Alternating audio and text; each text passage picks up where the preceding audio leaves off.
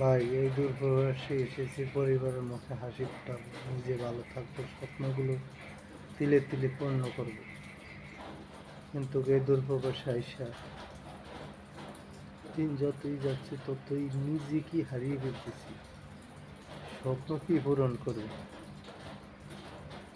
এই দূরপ্রবাসে কেউ কারো আপন হয় না। যেখানে যাবে সেখানে সরলতার সুযোগ নিয়ে মানুষ আঘাত করবে তিলে তিলে।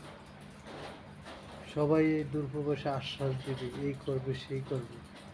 যখন আসবেন তখন কেউ কারো আপন থাকে না। আমি বিগত দিন একটা কোম্পানিতে চাকরি করতেছি।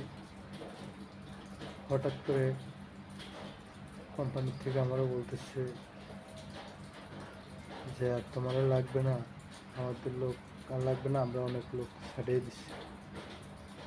দিন যত যাচ্ছে ততই সমস্যা বাড়তেছে। সবাই আমার জন্য দোয়া করবেন, আমি যেন আমার পরিবারের মুখে হাসি ফোটাতে পারি, ভালো একটা চাকরি পাইতে পারি, ভালো একটা কাজ পাই। এই দোয়াটা আপনাদের কাছ থেকে চাচ্ছি। অনেক সমস্যার ভিতরে আছি ভাই, দয়া করে প্লিজ কেউ যদি পারেন, কারো কাছে যদি থাকে চাকরি, আমাকে একটা চাকরি দিবেন। আমি অনেক অসহায়তার ভিতরে আছি, সমস্যার ভিতরে আছি।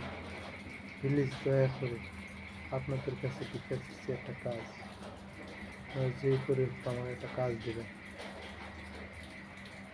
আমার উপরে আমার ফ্যামিলিটা চেয়ে থাকে ছাতক পাখির মতো।